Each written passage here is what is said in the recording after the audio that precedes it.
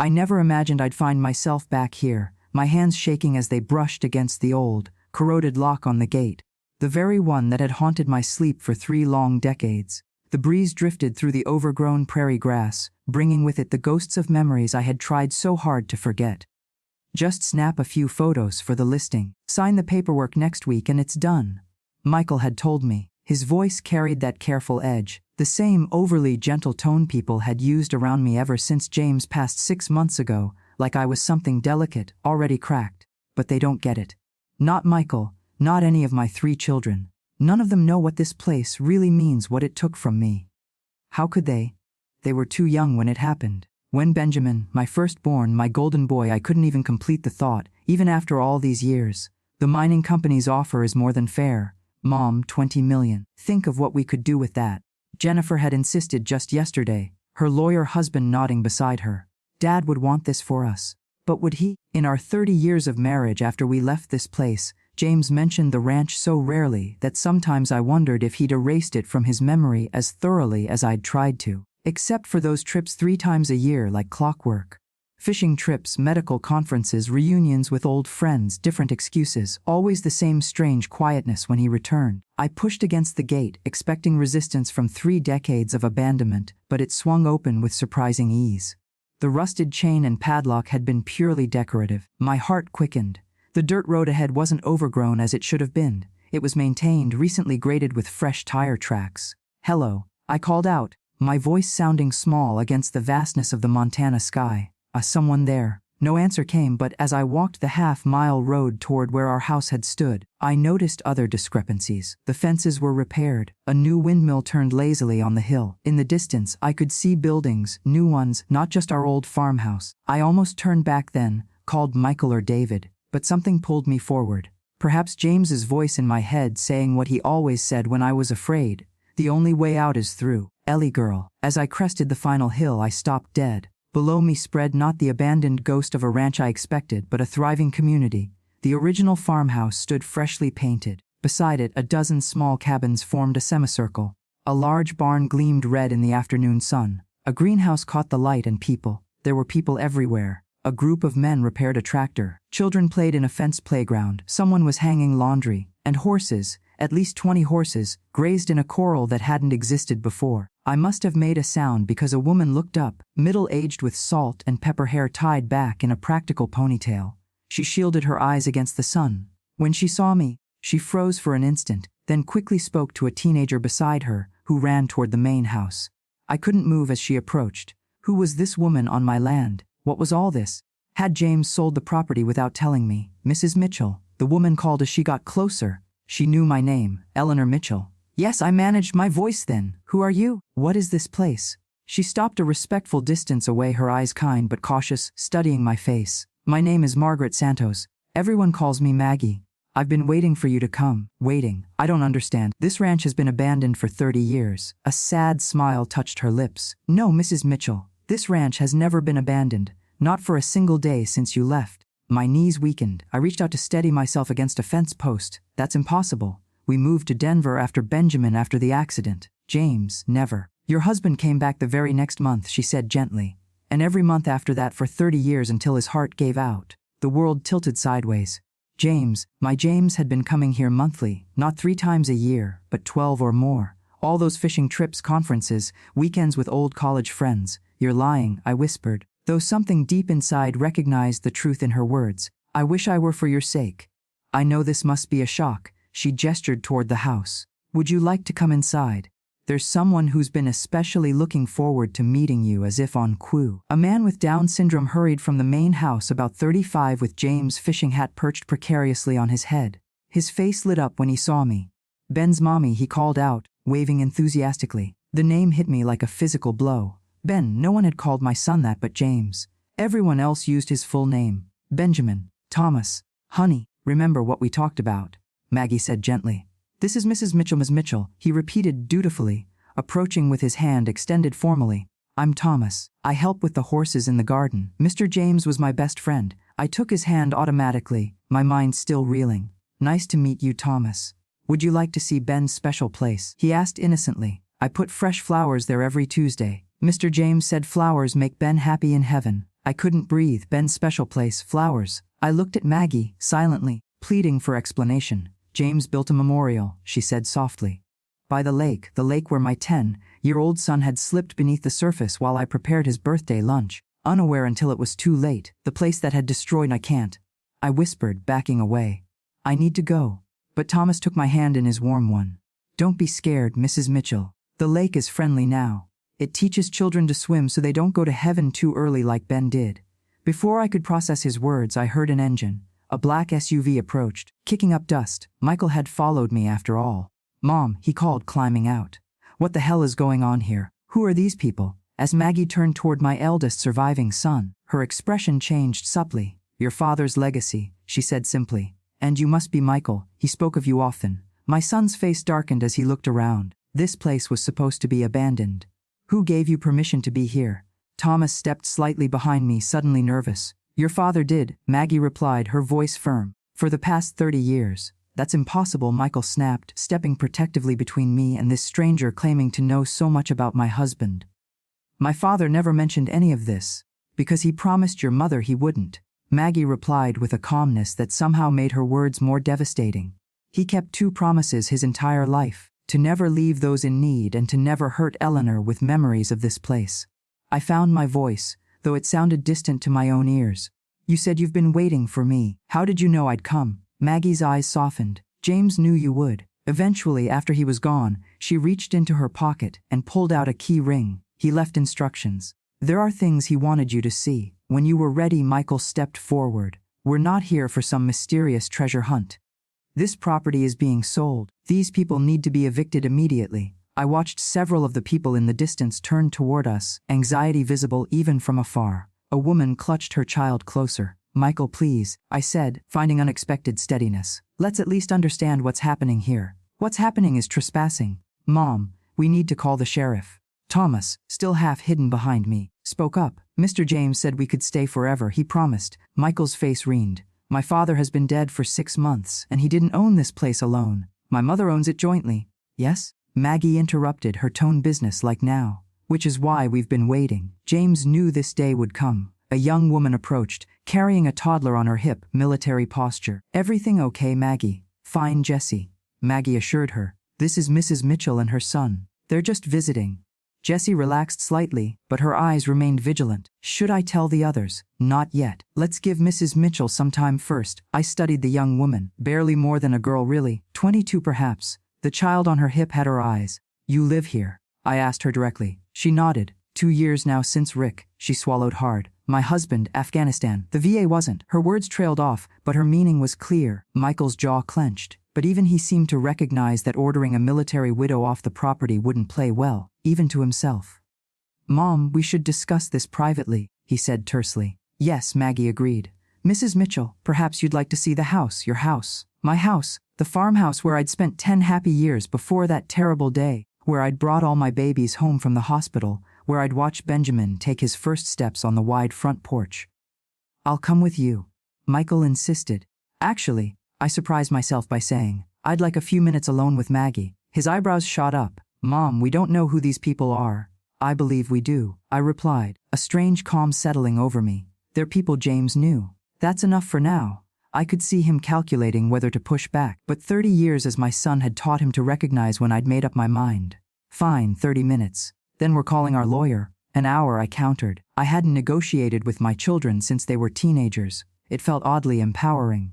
As Michael reluctantly retreated to his car, I followed Maggie toward the house, Thomas trailing happily behind us. Each step up the familiar porch sent memories washing over me, rocking babies during summer thunderstorms. James replacing warped boards. Benjamin's height marks penciled on the door frame. James kept everything as close to original as possible, Maggie said, opening the door.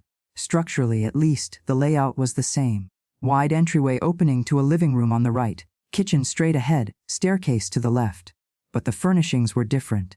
The living room held 3 desks with computers. Filing cabinets lined one wall. A large whiteboard displayed a duty roster, meal schedule, and medical appointments. This is our office now, Maggie explained. We had to repurpose some spaces as we grew. How many people live here? I managed to ask. Currently 47, 18 veterans, 8 women from domestic situations with 11 children between them. Thomas and his mother, Rose, and a family of 6 from Afghanistan. 47, I echoed, and James knew them all. He knew everyone who ever stayed here, even the temporary ones, especially them. She led me toward the kitchen, now industrial-sized with 2 large stoves and an enormous refrigerator. We serve 3 meals a day, plus snacks for the children. How? I asked simply. How is this funded? Maggie's eyes met mine. James, that's not possible. We weren't wealthy. James was a family doctor, not some secret millionaire. The land, she said simply, parts of it. At least, the kitchen table, not my old pine one but a huge metal worked, held stacks of children's drawings. One caught my eye.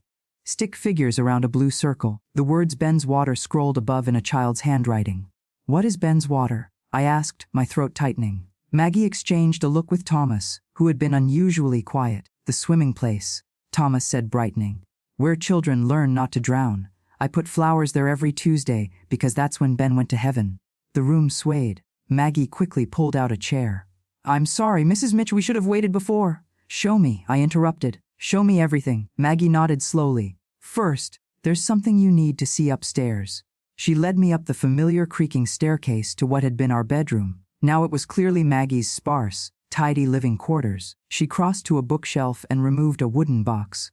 James left this for you. He made me promise to give it to you first before showing you anything else. The box was hand-carved with Ellie inlaid in mother of pearl. James had always worked with his hands to relieve stress. I'd never seen this box before. I opened it with trembling fingers. Inside lay an envelope with my name and dozens, no hundreds of sealed letters beneath it, each dated meticulously. 30 years of letters never sent. The envelope contained a single page in James' distinctive handwriting. My dearest Ellie, if you're reading this, 2 things have happened. I've left this world and you found your way back to the ranch. I've played this moment in my mind thousands of times, wondering which would come first. My courage to tell you the truth or my death. It seems death won that race. I've kept secrets from you, my love. Not affairs or hidden vices, but a different life, one I built alongside our life in Denver. A life where Benjamin's memory serves as foundation rather than wound. I couldn't sell this land after we lost him. Couldn't bear the thought of strangers living where his laughter had filled every room. But neither could I leave it to decay. So, I came back first to grieve alone, then to rebuild, then to repurpose. What started with one homeless veteran seeking shelter in our barn has become something I never imagined. A community. I've written you a letter every month for 30 years, explaining everything. I never sent them because I feared reopening your wounds. Perhaps that was cowardice disguised as protection. Forgive me, Ellie girl, for my secrets, for my silence, for leaving this burden to you. But please, before you decide the fate of this place, see what it has become. I've loved you completely, even in my duplicity. Always, James. I looked up at Maggie, tears streaming down my face. You knew all this time. For 15 years, she said softly. Since James found me sleeping in a church after I left the convent, he brought me here, showed me what he'd built, and asked me to help run it. While I knew nothing, I whispered. Because he loved you too much to make you remember, she replied. The question now, Mrs. Mitchell, is whether you're ready to see what Benjamin's death helped create. Through my tears, I nodded. It was time to face the lake. The path to the lake hadn't changed, still a gentle slope through cottonwood trees that whispered in the wind. But I noticed new additions, benches placed strategically along the way, flower gardens in unlikely spots, and most surprising of all, safety signs with bright yellow lettering. James installed those after the first families with children came. Maggie explained, walking beside me. No child is ever allowed at the lake without an adult. Not after Benjamin. I stopped, my hand pressed against the rough bark of a cottonwood. You speak his name so easily. Maggie paused. James spoke of him often. All the children here know Benjamin's story. I haven't said his name out loud in years. I admitted, the confession tearing from somewhere deep inside me. It hurts too much. I understand, she said simply. But she couldn't possibly understand. How could anyone comprehend what it's like to prepare your son's birthday cake? To peek out the window expecting to see him playing with his toy trucks, only to realize you haven't heard his voice for too long. To run frantically to the lake, screaming his name. To see a small body floating face down, so still, so terribly still. Mrs. Mitchell, Maggie's voice pulled me back. We can do this another day if no, I said firmly. Now, we continued walking and I noticed Thomas had disappeared. Where's Thomas? I asked. He always runs ahead to the memorial. It's his special responsibility. The trees thinned, and suddenly the lake stretched before us, smaller than in my nightmares but no less menacing. Its surface glittered innocently in the afternoon sun. But my eyes were drawn to what hadn't been there before, a curved wooden deck extending over the water with railings and steps leading into a roped-off swimming area. A small boathouse stood nearby, and at the water's edge a stone memorial where Thomas was carefully arranging wild flowers. I approached slowly, my heartbeat thundering in my ears. The memorial was simple but beautiful, a granite stone set in a small garden with a bronze plaque embedded in its face. It read, Benjamin James Mitchell 1975-1985. For every life saved here, his spirit sources higher. Below that was a second smaller plaque. 47 children have learned to swim safely here. Not one has been lost. My knees gave way and I sank onto the garden bench, tears blurring my vision. 47 children, I whispered. Maggie nodded. James started teaching swimming lessons 15 years ago. Every child who lives here must learn. He hired certified instructors, built the safe swimming area, installed rescue equipment. She hesitated before adding, your grandson was one of them. My head snapped up. What? Jennifer's boy Ethan, when he was 7, he came close to drowning at a friend's pool party. Jennifer mentioned it to James during a Sunday dinner, remember? Said they couldn't afford the private swim lessons the doctor recommended after the incident. I remembered. Jennifer had been distraught. James had listened quietly, then changed the subject. Typical James, uncomfortable with family drama. James paid for Ethan's lessons anonymously. He drove 3 hours every Saturday for 6 weeks to secretly watch from his car as Ethan learned to swim at that fancy aquatic center in Boulder. I shook my head in disbelief. Jennifer never knew. No one knew except me because I had to reschedule the veterans woodworking class he usually taught those Saturdays. Maggie smiled sadly. That was James solving problems from the shadows. Thomas approached, beaming with pride at his flower arrangement. Pretty for Ben, yes. Yellow was his favorite, Mr. James told me. Yellow had indeed been Benjamin's favorite color. His bedroom had been painted sunflower yellow. The detail made my breath catch. How many other memories of our son had James kept alive while I'd locked mine away? It's beautiful, Thomas, I managed. Want to see the special swimming place? I can swim now, Mr. James taught me. I'm not scared of the water anymore. Thomas pointed excitedly to the deck structure. Maggie touched his shoulder gently. Maybe later, Thomas. Mrs. Mitchell needs time. I stared at the lake, the place I'd demonized in my mind for 3 decades. The place where I'd lost everything. Except I hadn't lost everything. I'd lost Benjamin, a wound that would never heal. But I'd still had James, Michael, Jennifer, and David. I'd had a life in Denver, students who adored me, grandchildren who brought me joy. Meanwhile, James had been here transforming our tragedy into something miraculous. While I'd been drowning in grief, he'd been teaching children to swim. Why didn't he tell me? I asked, not expecting an answer. But Maggie had one. The first year he came to grieve alone, found a homeless veteran sleeping in your barn. A man named Robert who'd served in Vietnam. James let him stay. Then another veteran came and another. She sat beside me on the bench. 5 years in, there were 12 people living here. James wanted to tell you then. He drove all the way to Denver with photos, plans to show you how he was healing by helping others. What happened? He saw you laughing with friends outside a restaurant, said it was the first time he'd seen you truly happy since Benjamin died. Couldn't bear to reopen the wound, drove back here and built the first cabin instead. Thomas wandered back toward the memorial, humming softly to himself. Each time James convinced himself you were ready, something would happen. A panic attack when someone mentioned Montana at a dinner party. Your refusal to let Benjamin's photographs be displayed. Your nightmares that still came every year on his birthday. I remembered those moments, those small glimpses of my continuing brokenness that I thought I'd hidden so well. 10 years ago, Maggie continued, when the ranch was thriving with over 30 residents, James finally wrote you a long letter explaining everything. He drove to Denver, determined to deliver it personally. What stopped him? He found you in Benjamin's room, the room you kept exactly as it was when he died. You were holding his teddy bear, crying. It was the anniversary. I remembered that day clearly.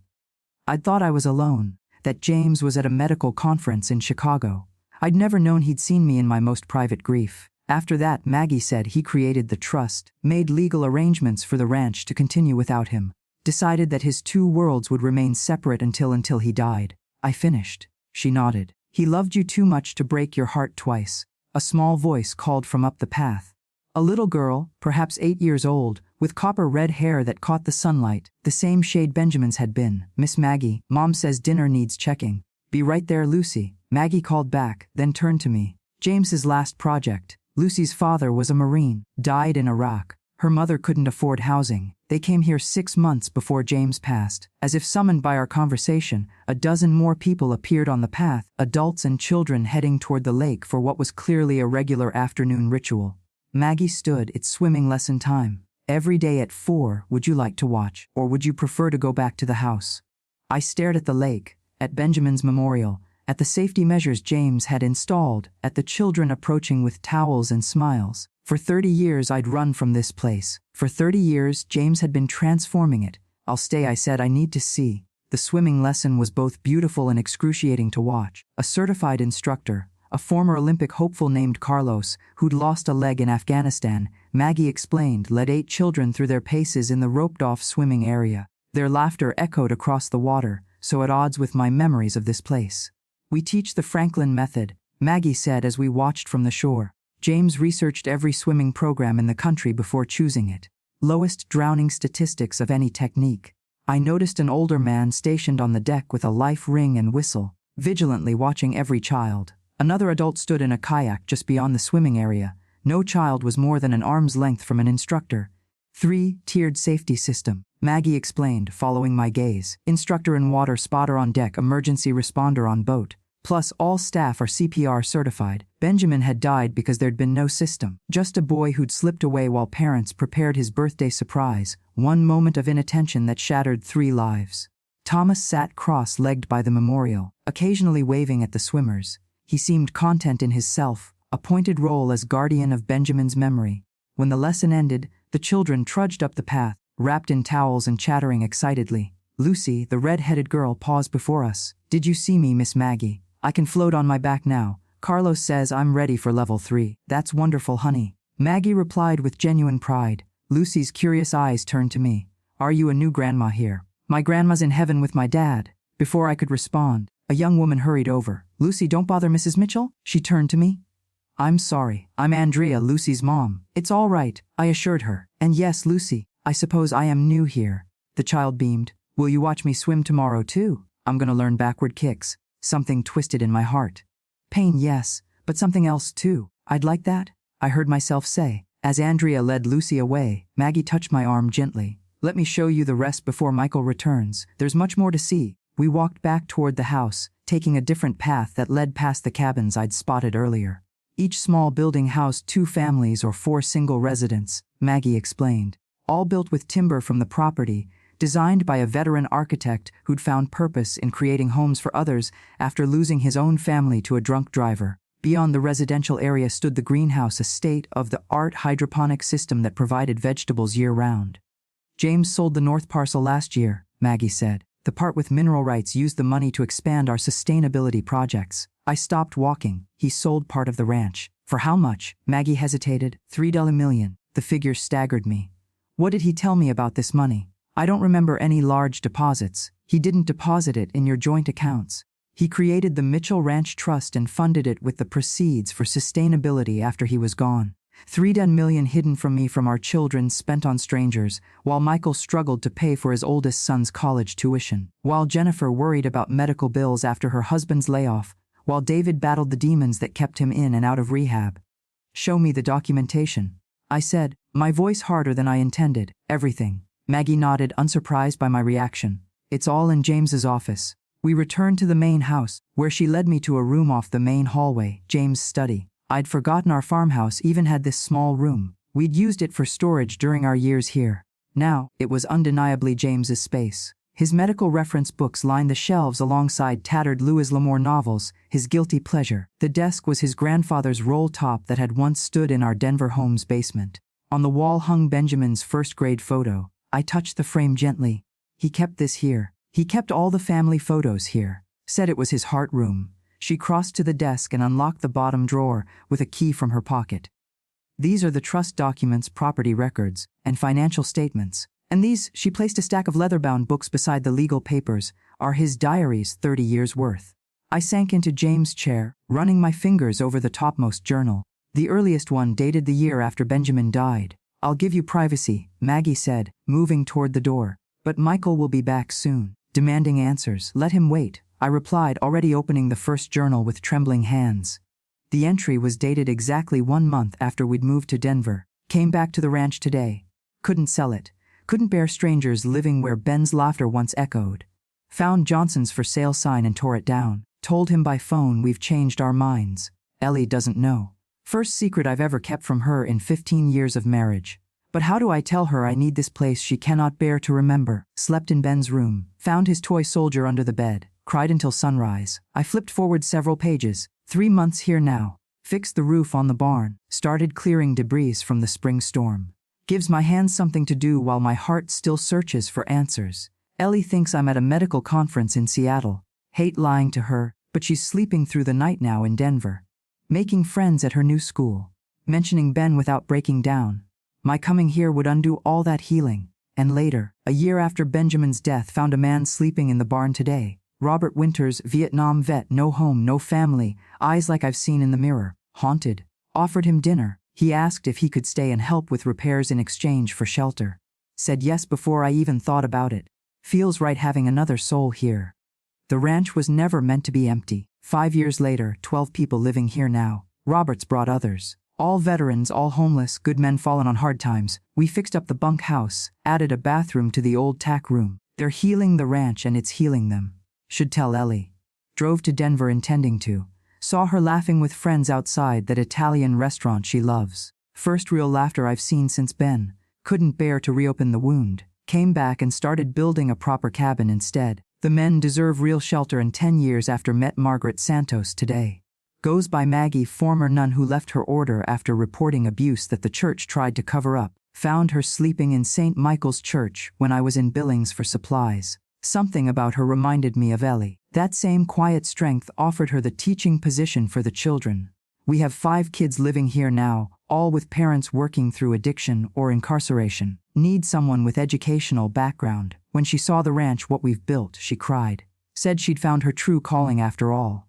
Think I have too. With shaking hands, I flipped to the final journal, the entries from just last year. Doctor says my heart is failing. 6 months, maybe less. Haven't told Ellie. Can't bear to see the fear in her eyes. Need to use this time to secure the ranch's future. The trust is nearly ready. Maggie will take over completely. She practically runs everything already. Just need to ensure the funds will last. Sold the north parcel to Miller Mining, $3 million. Told Ellie I was at a cardiology conference in Houston. More lies to protect her. Used the money to build permanent housing for the veterans. Install the solar system. Upgrade the greenhouse. Purchase medical equipment. The ranch will be self-sustaining now. My legacy to Ben, transforming the place of his death into a sanctuary of life. The final entry dated just 2 weeks before his sudden heart attack. Made video for Ellie today out by Ben's memorial. Tried to explain everything. 47 children have learned to swim here now. 47 lives potentially saved. 1 for each year Ben would have lived if I'd watched him more carefully that day. My penance. My redemption. Hoping someday Ellie will understand why I kept this from her, why I built this secret life. Not for lack of love, because of its abundance. The ranch is ready. I am ready, but I fear I'm leaving her with an impossible burden. The truth. I closed the journal as the sound of car doors slamming echoed from outside. Michael had returned, and he'd brought reinforcements. Jennifer's BMW and David's motorcycle now stood beside Michael's SUV. All 3 of my surviving children had arrived, ready to sell their brother's legacy out from under me. This is absurd. Michael's voice carried through the open window of the study. Squatters' rights aren't a thing anymore, especially when the actual owners are right here. I quickly wiped my tears, tucking James' journals into the desk drawer. My 3 children stood in the front yard, confronting Maggie, who maintained her characteristic calm. As I've explained, Mr. Mitchell, this property is held in trust. I'm simply the administrator, Maggie was saying as I stepped onto the porch. Your mother is the one you should be speaking with. 3 heads turned toward me. Jennifer rushed forward, her lawyer-owned instincts immediately assessing my red-rimmed eyes. Mom, what have these people been telling you? Are you okay? I'm fine, I said, surprised by the steadiness in my voice. And they're not these people, Jennifer. They're residents of Mitchell Ranch. Mitchell Ranch hasn't existed for 30 years, Michael retorted.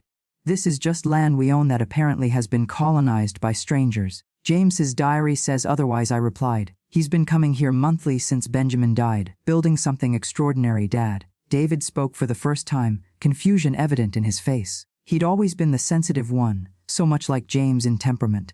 Dad was running this place all these years, not running it, Maggie interjected quietly. Creating it, funding it, loving it, and lying about it, Michael snapped. If what you're saying is true, he lied to all of us for decades. A fair point, one that still stung despite the context I'd gleaned from James' journals. He did, I acknowledged, to protect me, to preserve Benjamin's memory. Ben has been gone 30 years, Jennifer said, her voice softening at my obvious distress. We all loved him, Mom, but this, she gestured around at the community bustling behind us. This is madness. Dad hiding millions of dollars of family assets to fund some personal charity project. $3 million to be exact, I said. From the sale of the North Parcel last year. Michael's face darkened. $3 million. Are you kidding me? I asked Dad for help with Tyler's college tuition last spring. He said things were tight with retirement and my medical bills after Greg's layoff. Jennifer added. He suggested I look into payment plans. I hadn't known these details. In our marriage, James had handled our finances, and I'd gladly let him. Now, I wondered what else I might have missed. David, still silent, was watching the activity around the ranch. A group of veterans was returning from the fields, tools slung over their shoulders. Women gathered children for dinner. Thomas waved excitedly when he spotted us. I want to see everything, I declared. Before we discuss the future of this place, I need to understand what James built. Mom, the mining company representative is meeting us here tomorrow. Michael protested. The 25 million, Mom. That's over $6 million each for us. Your grandchildren's college funds. Your retirement security. One day, Michael. I'm asking for one day to learn the truth about your father's life. Something in my tone must have conveyed my determination because Michael sighed in defeat.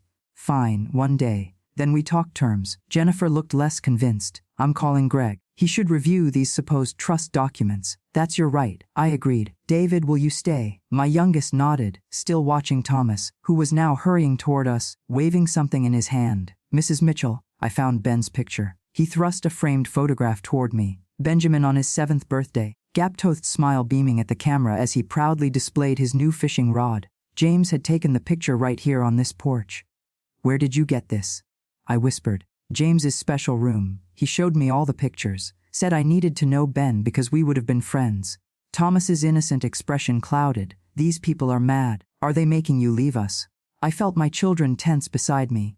Using someone with Down syndrome as an emotional prop would only strengthen Michael's resolve to clear the property. No one's leaving yet, Thomas, I assured him, accepting the photograph. We're just talking.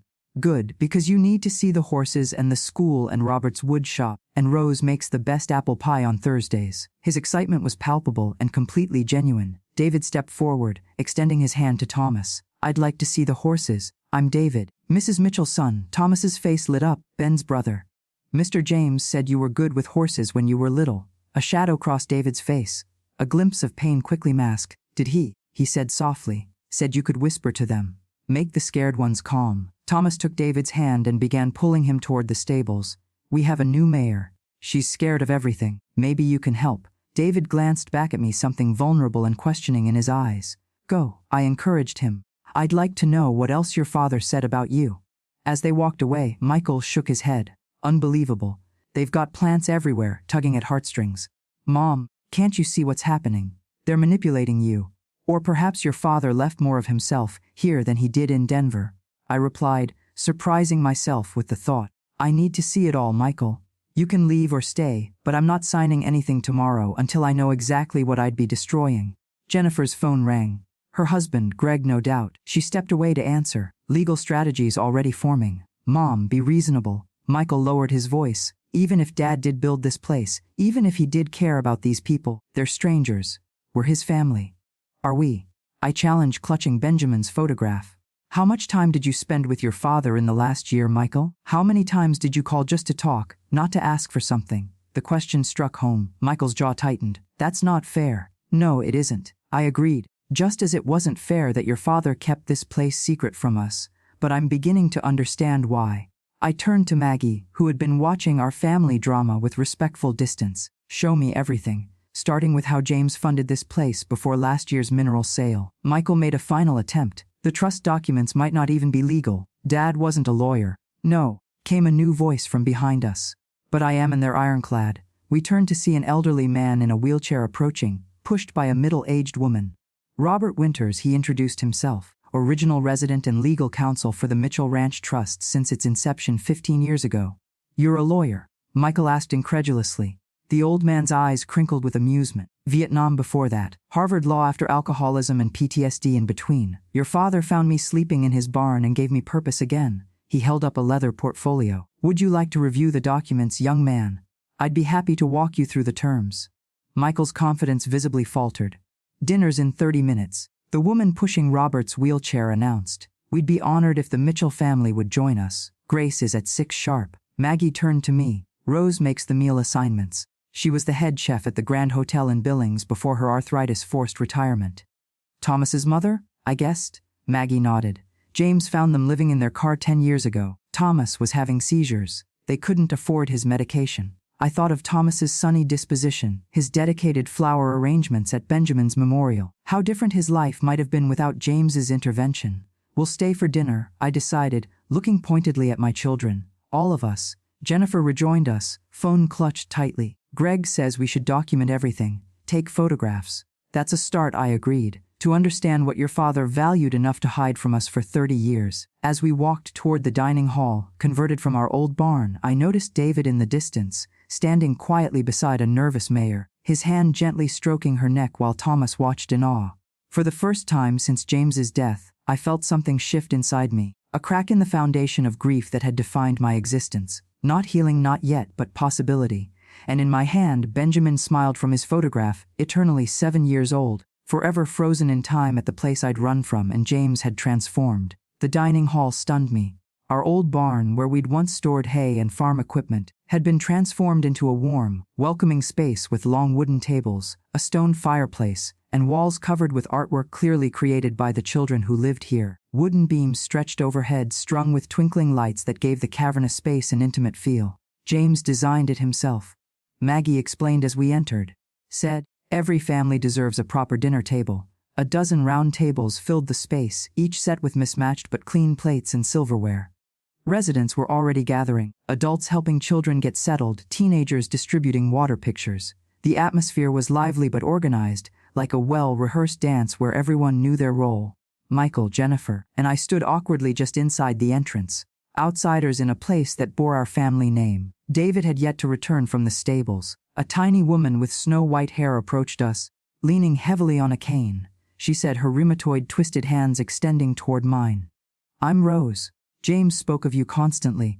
I took her gnarled fingers gently. You're Thomas's mother. Yes, she smiled, revealing dimples that matched her son's. And James' second cousin, though he didn't know that when he found us. Only discovered the connection when I mentioned my maiden name was Mitchell from the Kentucky Mitchells, not the Montana ones. I blinked in surprise. James never told me. Probably thought it didn't matter. Family is who you choose, not just who shares your blood. She gestured toward a table near the fireplace. That's our family table. James always sat there when he visited. Would you join me? Before I could answer, Michael stepped forward. Mrs. Just Rose, dear. Rose, he continued stiffly. I understand you've lived here for some time, but you should know this property is being sold tomorrow. Rose's smile never faltered. Is that so? Well, perhaps after dinner you'll feel differently. Food has a way of changing perspectives. She turned back to me. James' chair has been empty 6 months now. Would do my heart good to see it filled again.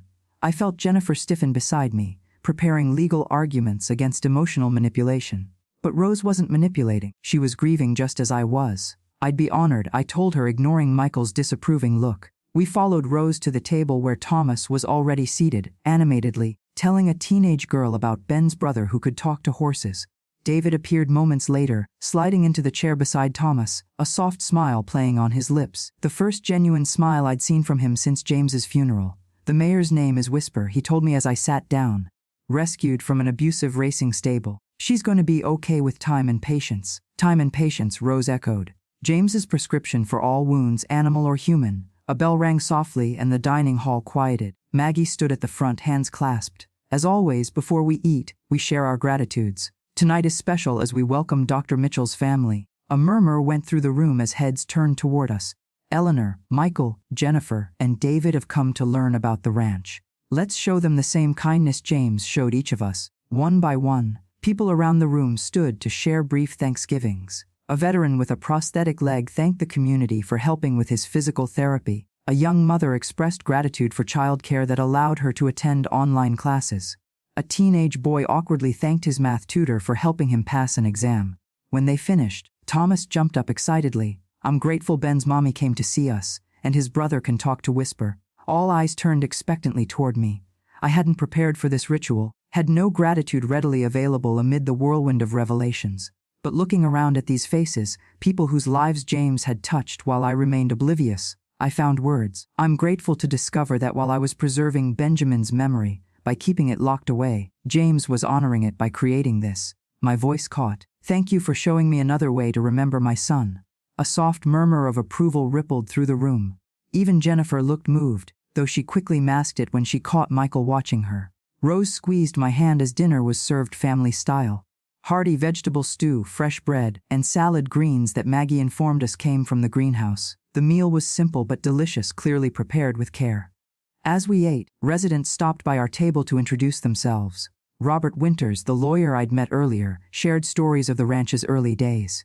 A former teacher named Alina described the educational program for children who struggled in traditional schools. A quiet man named Sammy, who I learned had been an interpreter for American forces in Afghanistan, expressed his gratitude for the sanctuary provided to his family when their special visas left them homeless in America. James paid for our immigration lawyer, Sammy said softly. When the system failed us, he created a place for us to belong while we fought for legal status. Michael remained silent throughout these interactions, though I noticed him watching a young boy at the next table who was eagerly showing a drawing to his mother, a stick figure family, standing before a simple house, home, printed in wobbly letters above it. Jennifer, ever the attorney, asked pointed questions about the ranch's legal structure, funding mechanisms, and sustainability plans. Robert answered each inquiry with professional precision, occasionally referencing documents he promised to provide for her review. The mineral rights sale was legally structured as a charitable donation, he explained. The proceeds went directly into the trust's endowment fund, which is why it never appeared in personal accounts. Tax avoidance, Jennifer muttered. Tax planning, Robert corrected mildly. Perfectly legal and ethical. The IRS has audited the trust twice and found everything in order.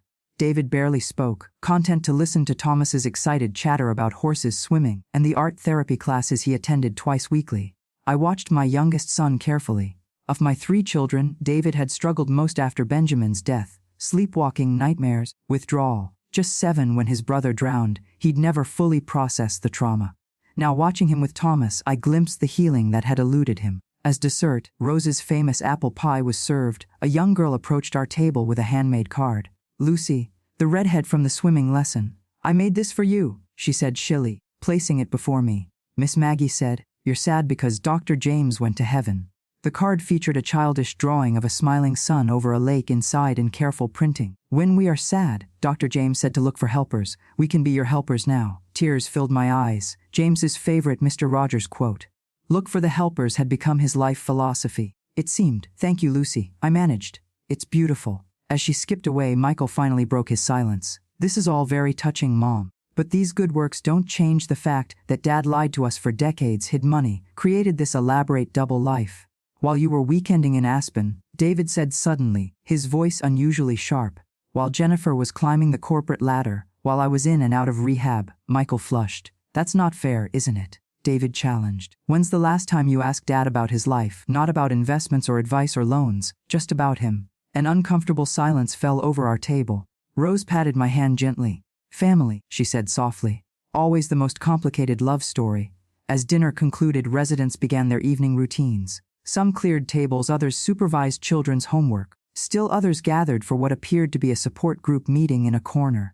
Typical evening at Mitchell Ranch, Maggie explained as she joined us. Everyone contributes according to their abilities. Everyone's needs are met according to their circumstances. Sounds like communism, Michael muttered.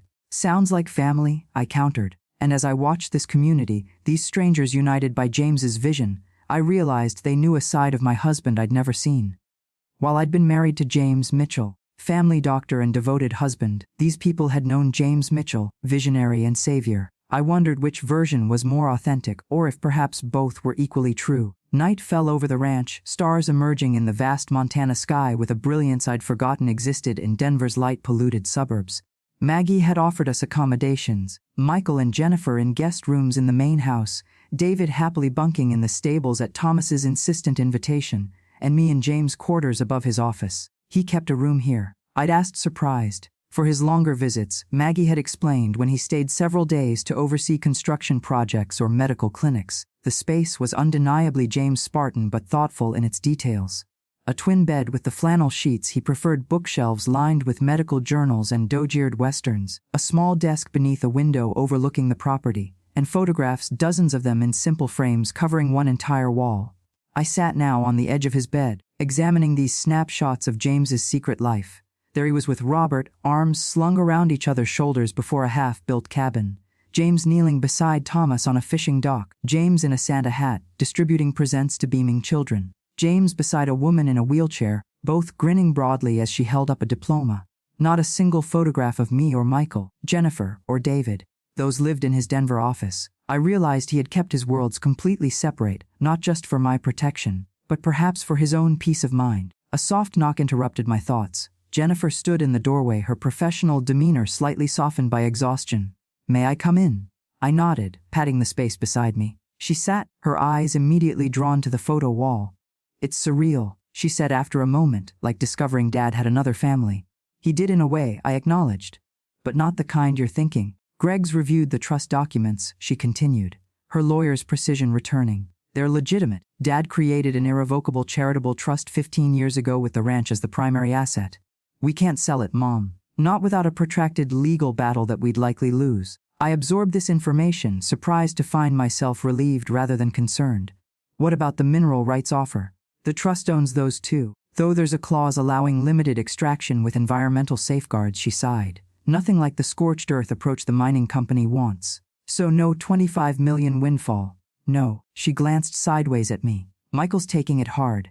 He's been counting on that money to expand his business." I thought of Michael's luxury home in Cherry Creek, his vacation property in Vail, his children in private schools. "He's done well enough without it, we all have," Jennifer admitted.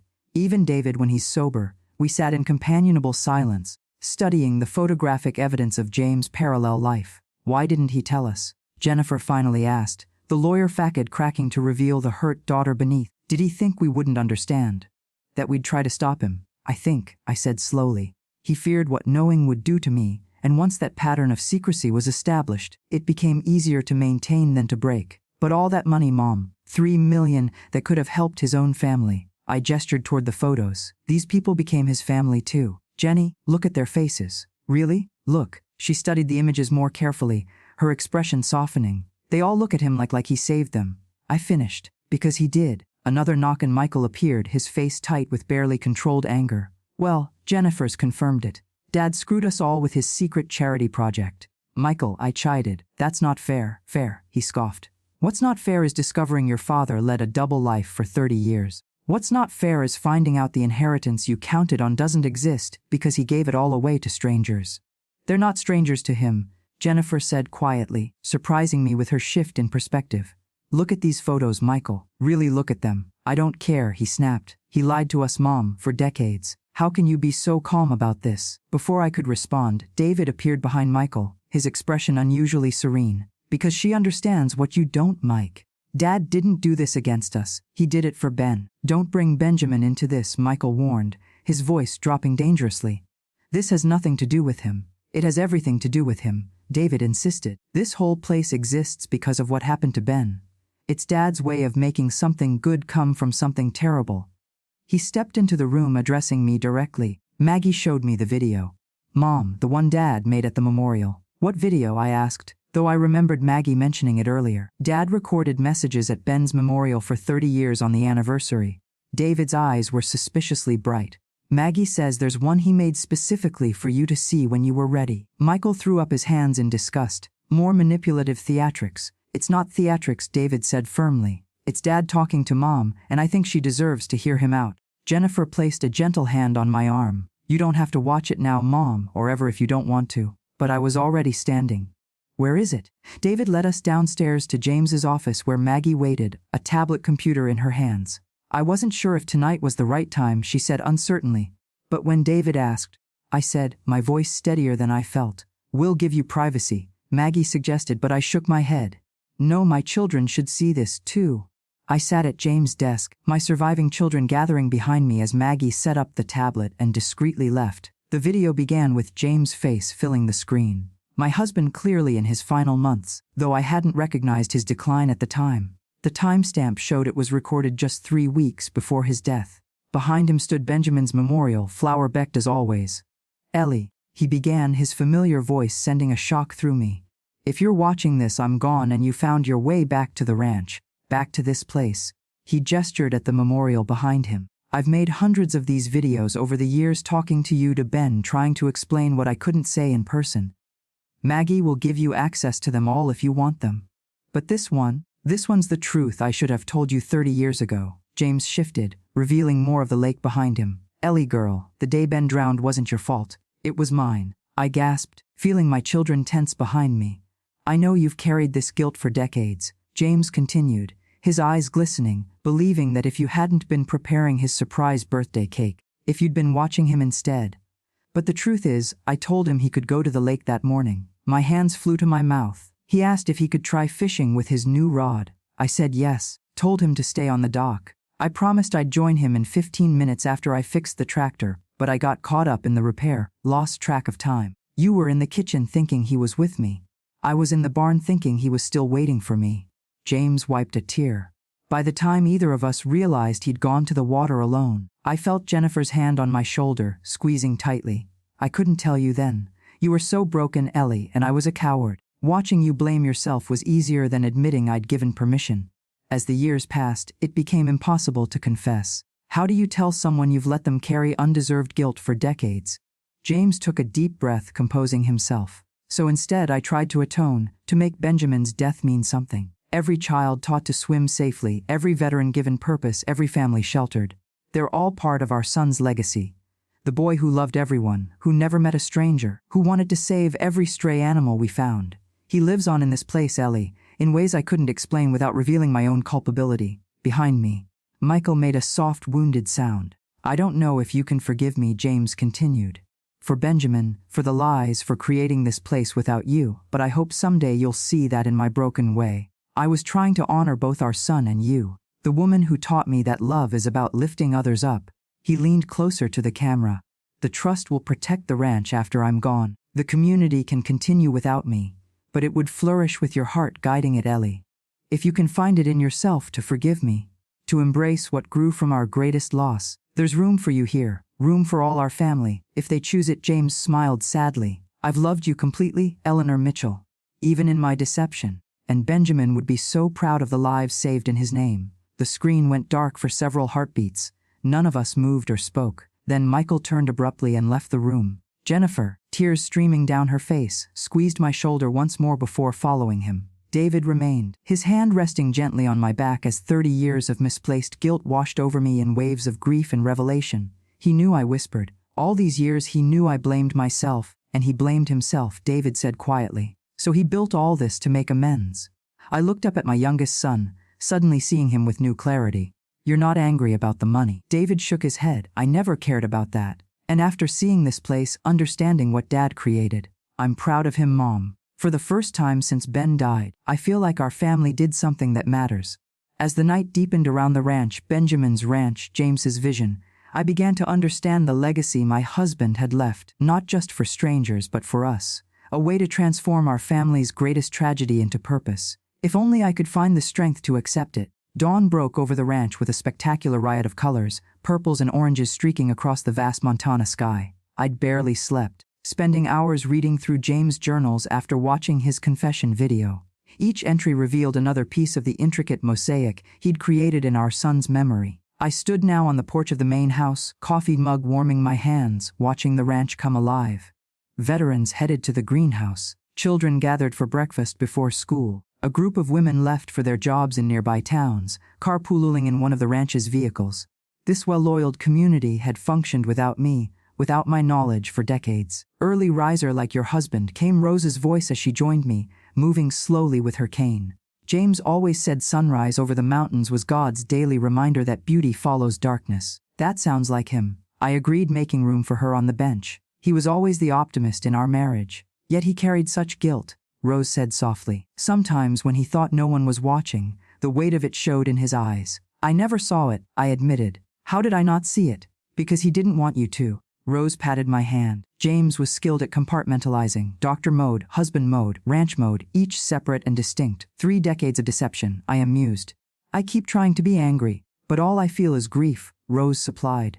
For the shared healing you might have had, for the years you could have been part of this. A small figure bounded across the yard, Thomas heading for the stables where David had spent the night. My youngest son emerged, hair tousled from sleep, smiling at Thomas's enthusiasm. Your son belongs here, Rose said, following my gaze. I've never seen Thomas connect with someone so quickly. Not since James. I thought of David's struggles over the years, the rehab stints, the depression, the difficulty maintaining relationships. David has always been searching for something, purpose. Maybe we have that in abundance here, Rose replied. What we lack are enough hands to share the load. Before I could respond, Michael's BMW pulled into the yard. He'd left last night after the video, driving to a hotel in the nearest town. Now he returned, his expression unreadable as he approached the porch. Morning, he said stiffly. Jennifer's on her way. We need to talk, Mom. Rose took the hint, rising slowly. I'll leave you to your family business, but Eleanor, when you're ready, Maggie has something for you in James's office. After she left, Michael sat beside me, exhaling heavily. I didn't sleep last night. Neither did I admitted. I kept thinking about Dad's video, about Benjamin, about all of this. He gestured vaguely toward the bustling ranch. I was 12 when Ben died, old enough to understand, but too young to process it properly. I remember deciding someone had to be the strong one for you and Dad. You were, I said softly, so responsible, so adult-like overnight. I resented it, he confessed. Resented losing both Ben and my childhood in one day. Resented Dad for falling apart when I needed him most. I'd never heard Michael speak this way. My eldest had always been the practical one, the unemotional one, the successful one who never looked back. And then last night, he continued, watching Dad confess, seeing his guilt, his pain, it was like meeting a stranger. The father I knew would never have kept such secrets. None of us knew him completely, I said, not even me. Michael's jaw tightened. The money still bothers me, Mom. $3 million given to strangers while his own family struggled. Jennifer's medical debt after Greg's layoff. David's rehab costs. My business expansion loans. We weren't struggling, Michael. I corrected gently. We were comfortable, privileged. Even these people had nothing. They're not our responsibility. They were to James. And maybe that's what family really means, extending responsibility beyond blood. I studied my son's face, seeing the boy he'd been beneath the successful businessman he'd become. Your father built something remarkable here, Michael. Something that honors Benjamin in ways I never could. Michael looked away, watching as David and Thomas led horses from the stable. Dad's video mentioned there being room for all our family here. What did he mean by that? I don't know yet, I admitted, but I intend to find out.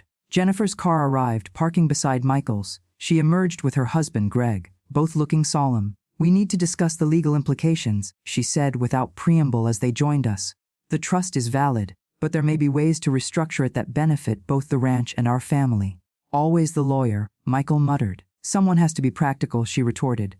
$25 million is still on the table from the mining company if we can negotiate limited extraction rights that don't displace residents. No, I interrupted, surprising myself with my certainty. No mining. Not yet, not until I understand everything James built here. Greg cleared his throat. Mrs. Mitchell, with all due respect, the offer won't stay open indefinitely. The company has other options. Then let them pursue those options, I said firmly.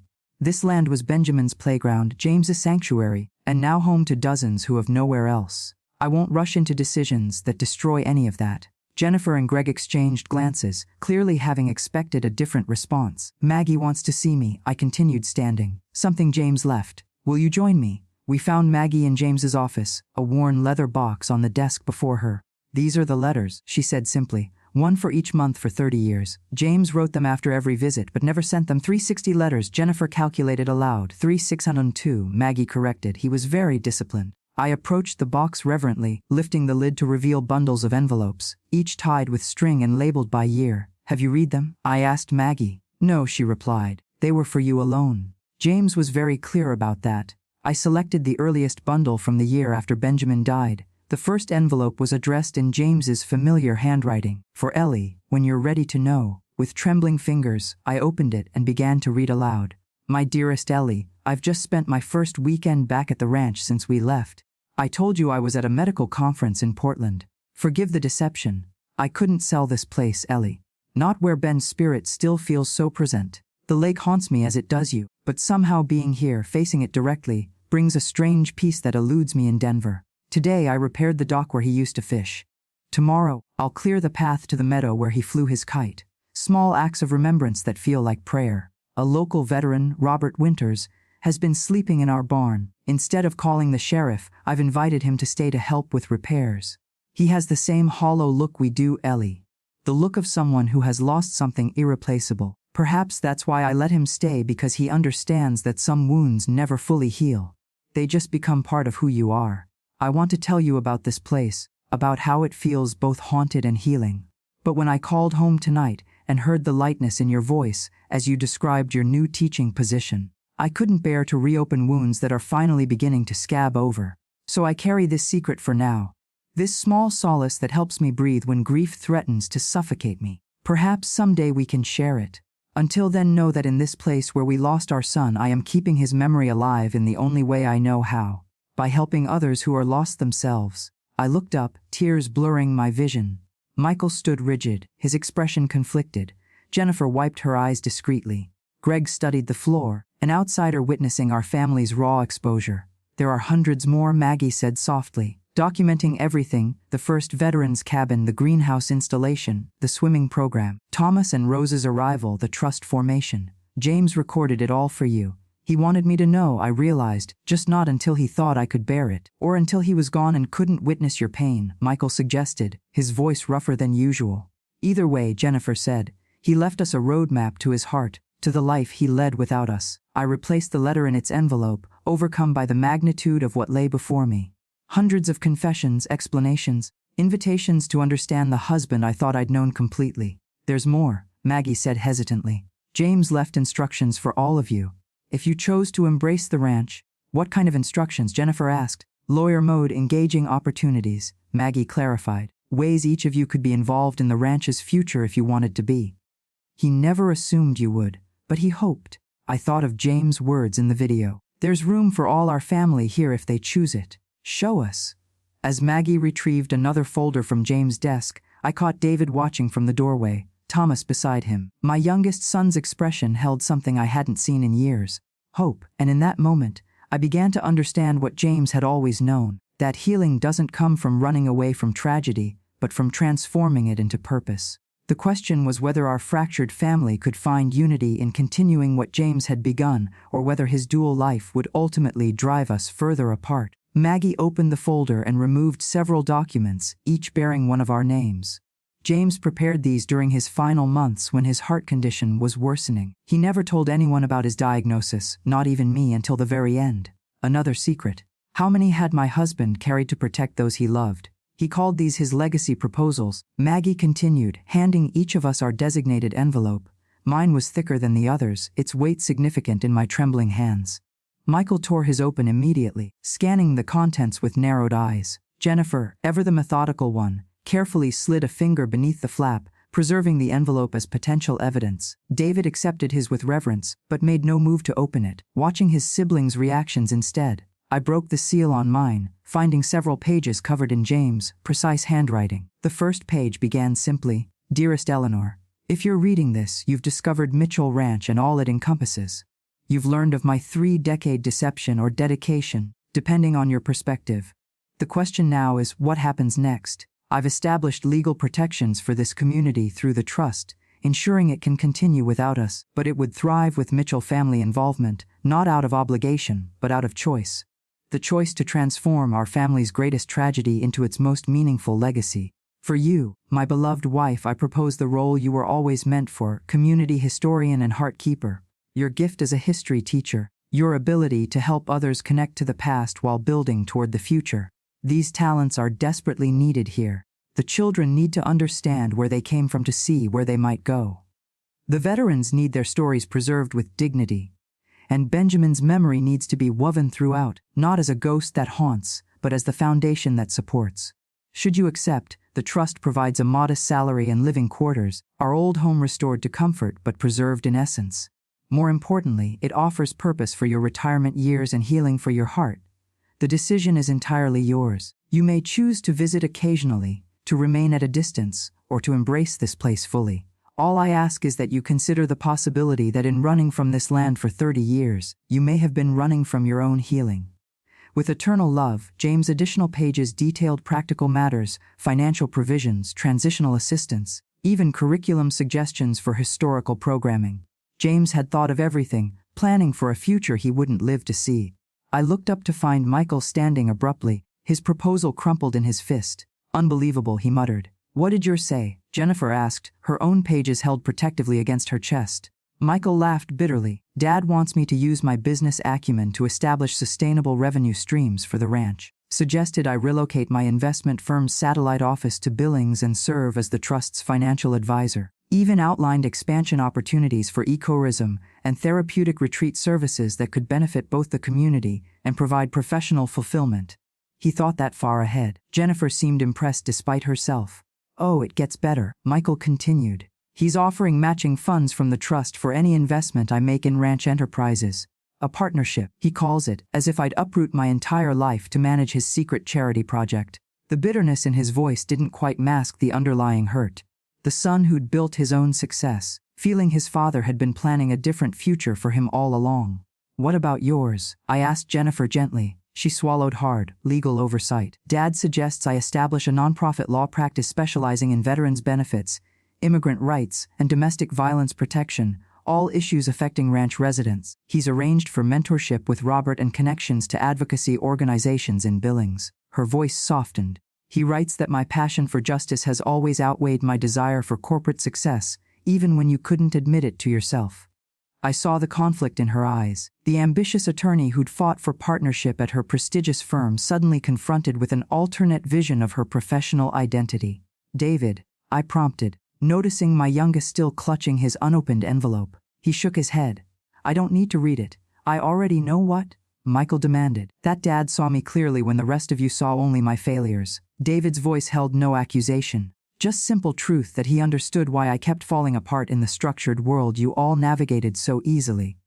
You don't know what he proposed, Jennifer pointed out. Something with the horses, David said confidently. Something that uses my empathy rather than treating it as a weakness. Something that acknowledges I've been looking for purpose since Ben died. Maggie nodded slightly, confirming David's intuition without revealing specifics. Michael paced the small office, agitation evident in every movement. This is emotional manipulation from beyond the grave. Dad spent 30 years living a double life, and now he expects us to abandon our existing lives to continue his secret project. I have a family in Denver, a successful business, kids in schools they love. He doesn't expect anything, I corrected gently. He's offering possibilities while leveraging guilt and sentimentality. Michael retorted, classic Dad making emotional appeals seem like rational choices. Jennifer studied her pages thoughtfully. The proposals are surprisingly practical though. Dad researched the legal barriers to what he's suggesting for me. He's included contact information for organizations already interested in partnership. It's thorough.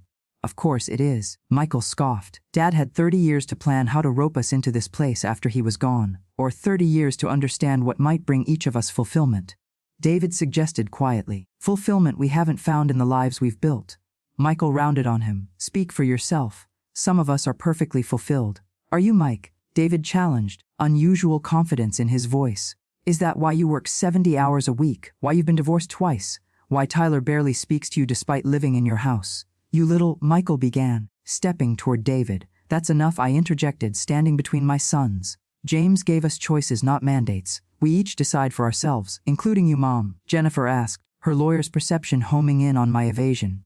Have you decided? All eyes turned to me. My children, Maggie, even Greg, who had remained a respectful observer to our family drama. I've spent 30 years running from this place, I said slowly, finding my way to truth with each word, refusing to speak Benjamin's name, keeping his room like a museum. Flinching when James mentioned Montana, I took a deep breath, and none of it brought healing.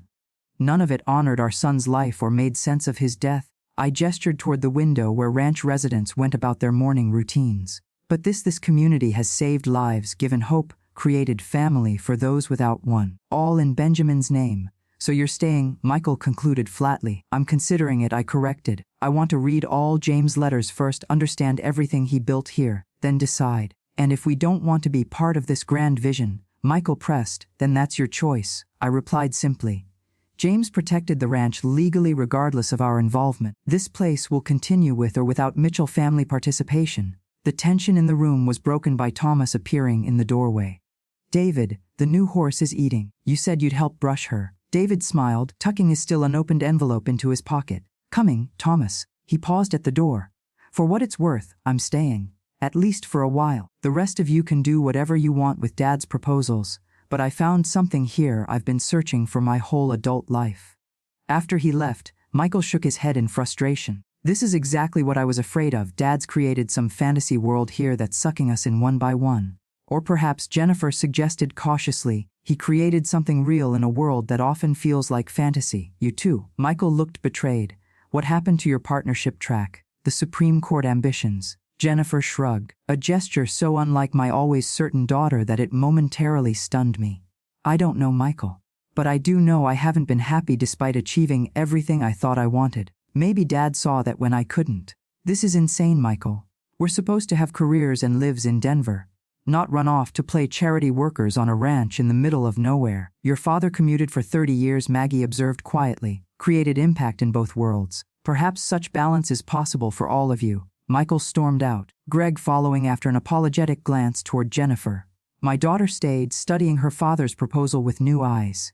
He knew me better than I thought, she admitted softly. How did he see what I've only recently begun to acknowledge to myself? Your father had a gift for seeing beneath surfaces, I replied, even while keeping his own depths hidden. Outside, I could see David with Thomas by the stables, Michael standing by his car with a phone pressed to his ear, and the daily life of Mitchell Ranch continuing around them. Lives James had saved, futures he had altered, all flowing from the devastating loss that had nearly destroyed our family. And for the first time in 30 years, I allowed myself to wonder if Benjamin's death, while never making sense, might yet have meaning through this unexpected legacy. A week passed at Mitchell Ranch, the longest I'd stayed in Montana since Benjamin's death. Each day brought new revelations as I immersed myself in James' hidden world. I read his letters chronologically, a dozen each evening, watching through his words as the community evolved from one homeless veteran to the thriving sanctuary it had become. I toured every facility with Maggie.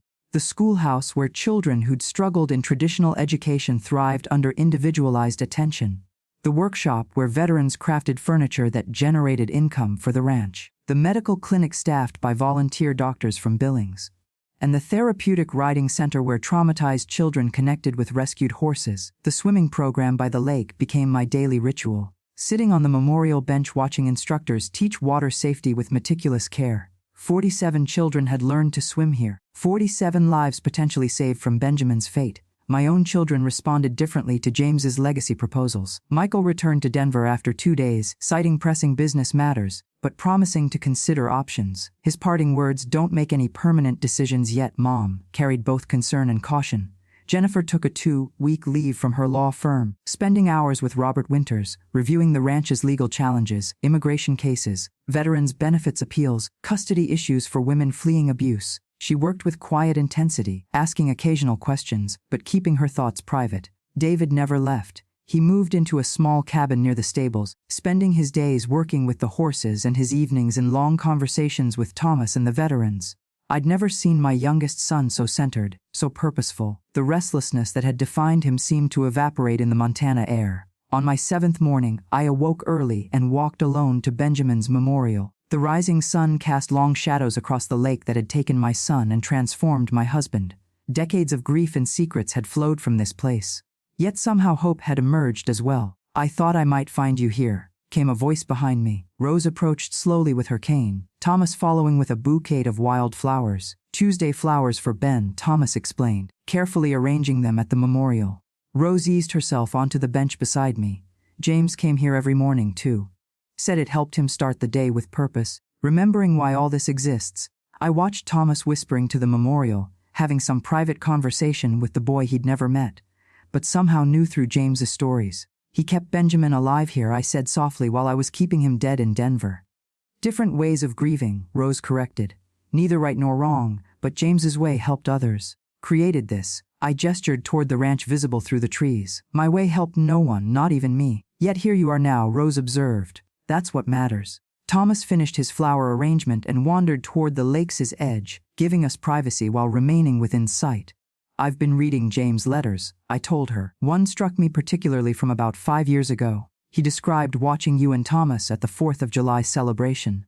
Thomas was helping younger children with sparklers, so careful, so protective. James wrote that it reminded him of Benjamin with his younger siblings. Rose smiled.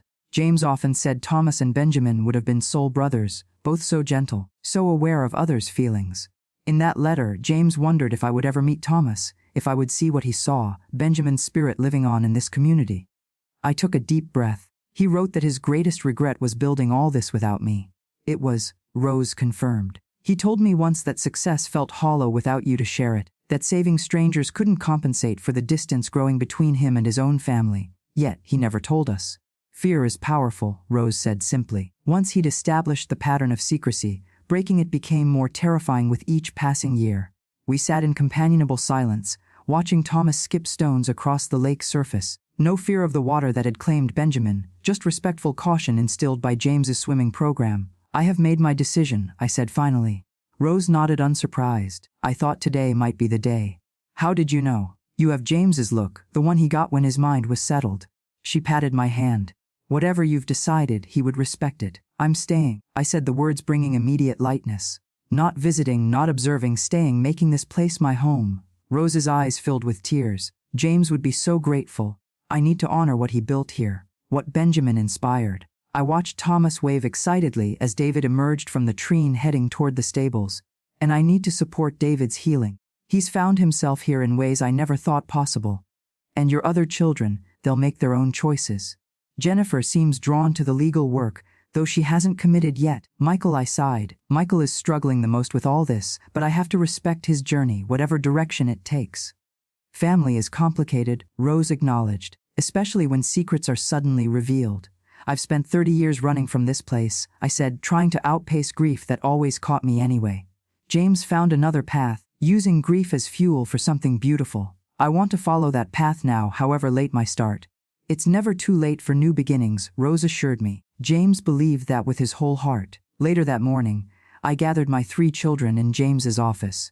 Jennifer had just returned from observing Veterans Court in Billings. Michael had flown in from Denver, his expression guarded. David arrived last, horsehair clinging to his jeans and a new confidence in his bearing. I've made my decision, I announced without preamble. I'm moving to the ranch permanently. I'll be taking the position James outlined for me, community historian and heartkeeper. Michael's face tightened, though he said nothing. Jennifer nodded thoughtfully. David broke into a broad smile. I'm not asking any of you to follow my choice, I continued. James gave each of us separate proposals because he understood we're different people with different needs. All I ask is that you respect my decision as I'll respect yours. I've decided too, David said, excitement barely contained. I'm accepting Dad's proposal. Equine Therapy Program Director. I'll be working with veterans and children using horses as therapeutic partners. And your apartment in Denver? Michael asked. Your job at the music store? David shrugged. Already gave notice on both. Nothing there was permanent anyway. Jennifer, I prompted. My daughter straightened, lawyer mode engaging. I'm taking a 6-month leave of absence from the firm. A sabbatical to establish the legal aid clinic Dad proposed. After that, she shrugged, an uncharacteristic gesture of uncertainty from my always decisive daughter. Well, see, all eyes turned to Michael, who stood with arms crossed defensively. I can't uproot my family for this fantasy. My business is in Denver. My children are in schools they love. My wife has her own career. No one's asking you to uproot anything, I said gently. James' proposal for you involved occasional consultation, strategic planning, presence, not residence. And what happens to the $25 million from the mining company just left on the table? His voice held both frustration and genuine confusion. My practical son struggling to reconcile emotional value with financial reality. The offer will keep, Jennifer interjected, and there are other options for responsible resource development that wouldn't destroy the community. I've been researching alternatives this week.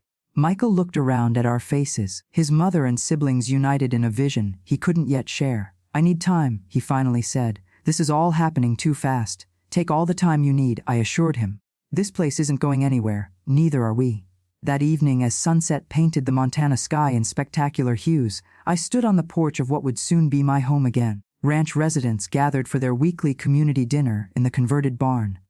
I could see David helping Thomas carry platters of food, Jennifer deep in conversation with Robert, and even Michael cautiously joining a group of veterans examining plans for a new workshop. The memorial bell rang softly, the signal for gathering. As if by magnetic pull, my family found each other in the crowd, walking together toward the dining hall. not perfect, not completely healed, but moving in the same direction for the first time since Benjamin's death.